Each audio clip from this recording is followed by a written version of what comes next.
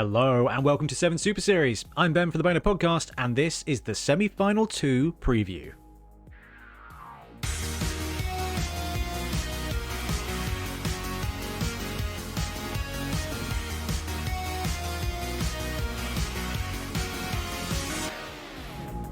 Seven Super Series is our escalation league for the best way to play Blood Bowl, Blood Bowl Sevens. Sevens is a fast play variant with a smaller pitch, smaller teams, shorter halves, but bigger gameplay. We've got 5 teams facing off against each other across 10 weeks, then we'll take the top 4 teams and through a series of knockout playoff games, determine the 7 Super Series 3 champion. This is an escalation league, so no permanent injuries, and before each game a team plays, they will receive a single skill depending on their team tier. Every week we take a look ahead at the game coming up, and this is our second semi-final, and we've got, I think, the second and third ranked teams facing off against each other. We've got the Ogres, who've made it through 3 of them, with a lot of Noblars, and they are going to be played by Ian Warhammer Hannam, and playing against the Ian Warhammer Hannam painted and played Ogre team is going to be the Ian Warhammer Hannam painted Undercity Warpfire team run by me. So Ian's going to be joining us running the Ogres, and I'm going to be running the Underworld. Let's have a look at the teams.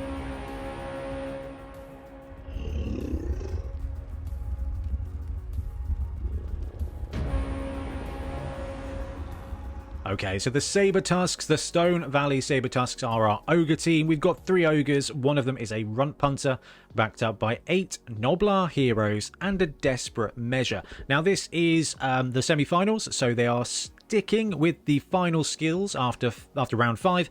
And tier 3, that's going to give them 3 secondary and 2 primary skills, which is awesome for Ogres. And they're all going on the Ogres. So the Runt Punter himself has got Block, which is a double, and Leader, which gives the team its integral reroll. Both the Ogre blockers have got Block, and one of them has been further upgraded with Break Tackle. Now, add 4+, with Break Tackle at Strength 5, gives you a +2 to a dodge roll. You roll the dodge roll, and then if it doesn't work, you can add +2 with it using Break Tackle once per turn. So that Ogre blocker is basically going to be bouncing out into the open on a 2+, and the Runt Punter is going to have that Leader skill available to just reroll 1 failed thing per half, which is going to be a massive difference. It could be a block gone bad, it could be the Ogre blocker with Break Tackle breaking tackle into the open, or it could be a Noblar picking up the ball. Now, 8 Noblars and 3 Ogres gives 11 players for this team, which is a massive numerical superiority. Ogres are tough as, but Noblars tend to pop as soon as you look at them. But Ian's going to have, 4 spare Noblars here, so the Underworld team's going to have to kill a lot of Noblars to be able to decrease that numbers balance unless we can take out an Ogre. Now, Desperate Measure could be awesome, could be average. It all depends, and we'll be rolling for that after the kickoff, so it will be quite an interesting one. When it comes to taking on an Underworld team, the Ogre team has definitely got a strength advantage with those heavy hitters. The fact that none of them have got Loner, they've all got Bonehead, which is going to be a bit of an issue, but they've all got Block as well, which means they're going to be able to make some really profitable 2-die or 3-die blocks against those Goblins on the other side. So look for the Ogres to just pound away and try and delete the Underworld team. Now, they are going to have to face up nicely to the Rat Ogre on the other team, so it's not all easy blocking for this Ogre team, but movement 5, Noblar heroes there with Stunty and Titchy means they're 2+ dodging around everywhere. They've got enough mobility to be able to secure the ball when they need to. It's going to be a kind of slow and steady wins the race, I think, with this roster.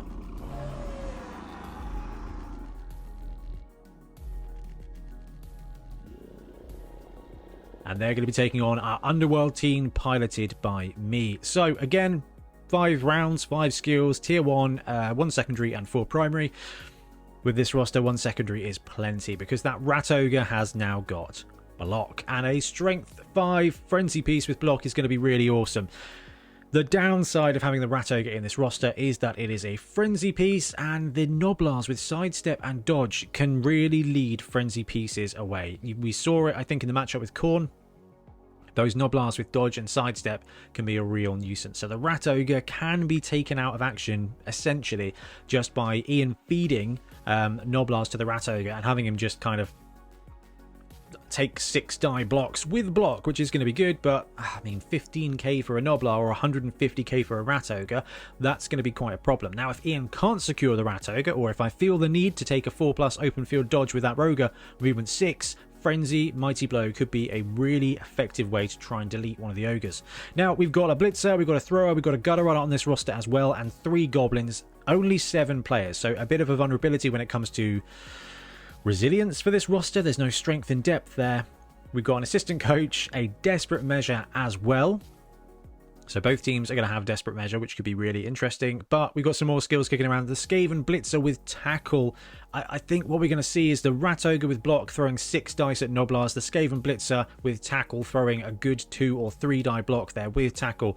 It's going to give a heavy strength advantage to trying to take out those Noblars. Now, on a 7s pitch, you take out a couple of Noblars, the Ogre team are then very restricted when it comes to just everything becomes a 4+ if you can keep the other 2 Noblars out of the way. So it's not quite as bad as it looks. Now, there's no long-lasting removal, but with a bit of tackle and a strength 5 blocker, we could actually get a good couple of hits against those Noblars. Now, the Skaven Thrower's got Leader, so once per half, we're going to have a chance to reroll something that goes wrong for us, whether it's a pickup, a pass.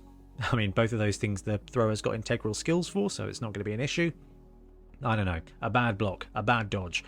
Leader reroll is going to be really effective for that. But the Gutter Runner, I think, is going to be the star of this show. At movement 9, strength 2, edge 2+, dodge. He's just awesome already. Now he's got block, which is... Ooh, I don't know if that might be illegal.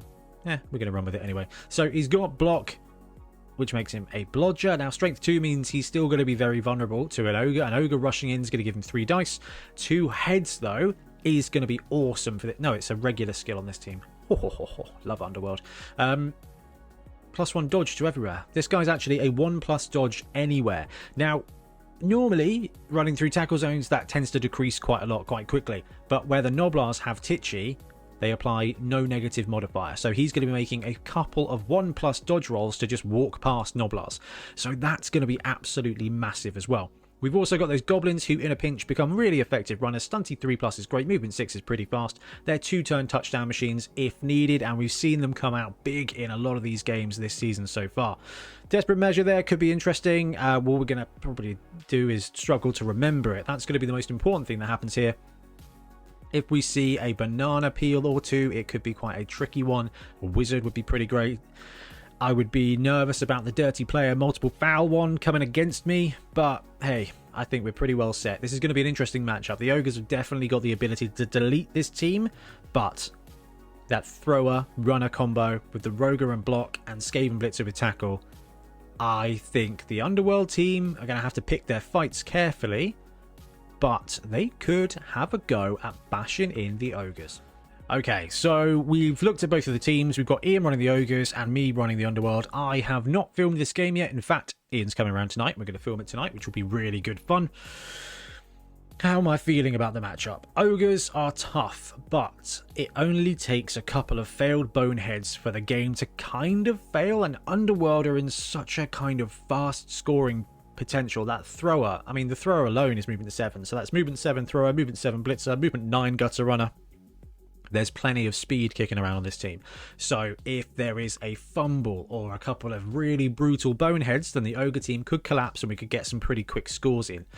On the other hand, trying to assail a cage of 3 Ogres is going to be extremely tough. And if Ian lands a couple of big hits, then it could be down to 5 players for the Underworld team quite quickly. And even in 7s, that's a massive hit. Ian's not going to be down on numbers, not for long, not with that reserve bench. So actually, it's going to be a case of Ogres, I think, trying to play for a strong second drive, second half by deleting a couple of the Underworld team, and the Underworld team just trying to score as best as they can. I think it's going to be really good fun. Ian definitely knows how to play Ogres, and I definitely know how to play Gutter Runners. Anyway, we're not here for that. We're here for the Viewer Championship.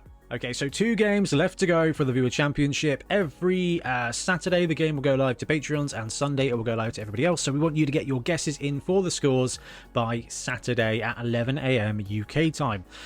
And we'll give you points. And points win prizes at the end of the season. So 3 points if you guess the correct outcome. If you say it's a draw, if you say Underworld are going to win, and they do, then you get 3 points, and you will get 1 point whatever happens if you get a team's score right. So if you guess that it's going to be 1-0 to the Ogres and it's a 1-1 draw, you'll get no points for guessing the right outcome, no points for guessing the Underworld outcome, but you'll get a point for guessing the Ogres having 1 touchdown. So there's a maximum of 5 points to be won, and with 2 games left to go, there's 10 points still left in it to be spiked for success. But we're getting a nice leaderboard situation kind of brewing up now. So let's bounce over, have a look at the leaderboard, and the full score Star Wars scroll will be at the end of the video. First place, 27 points, Brad Barrett, Joe Murmur. Second place, 26 points, Gecko 8, Panenka 76, and Trevor Turner there. So a tight pack at the top. 25 points, Adam Pike, Alex Geddes, Justin Kostelak, and Mike V. 24 points, Austin Faulkner, Chris Stevenson. I've actually removed the spare Chris Stevenson this week. 23 points, Adam Wilcox, Blunt Brush, Dan Pritchard, and Dick Hertz. 6th place, 22 points, Dean Wilson, Dennis Fry, Max Lars, Stevie 126, our 7s expert, and T Sticks. 21 points, Michael Yap, Mike G, Tom Wheatley. 8th place, 20 points, Ads D, Andy Tucker, 80k Monkey, Baron 1, we've seen him on stream, Charles Glover, Daniel Petty, Lonnie Live, Olabayu, Steve Reed, and it just goes on. Remember, 10 points still left to be won, so anybody with, 17 plus points can spike this and end up in the last tier. Full score at the end of the video. Okay, so I'm not going to spoil the last semi-final. If you haven't watched it, it is one of the best games of the season, and it was such good fun to film. So I do recommend that you go back and watch that if you haven't already. And the winner of that team, which was either Khorne or Elven Union, will be taking on one of these 2 teams in the final. So it's kind of all to play with, all to play for. I'm glad we've got Ian on to run the Ogres, because I think he is a very good challenge when it comes to that team. And this could be just down to the dice. If Ian can get some pals and some armor breaks, if I can get some cheeky dodges and some cheeky turnovers, it could go either way. And I cannot wait to play this one out. And I'm really excited because we're filming just 1 game tonight. So it's going to be just focusing on playing a really great game of 7s. And that makes me extremely happy.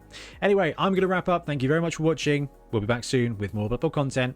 Happy blocking. Thanks very much for watching. We really appreciate your support. If you want to support the channel even further, please like and subscribe. It really does help us out. Or come join us on YouTube Members or in Patreon, where you can get exclusive access to some content, some loot, early access to basically everything we do, as well as regular competitions. Or you can pick up some Bonehead Podcast loot either on our website at boneheadpodcast.com. We've got the Dungeon Bowl things, we've got tokens and stuff like that, or on our Spreadshirt site as well. Everything you do just helps us make more content and hopefully do it of better quality. Anyway, thank you very much for watching. Happy blocking.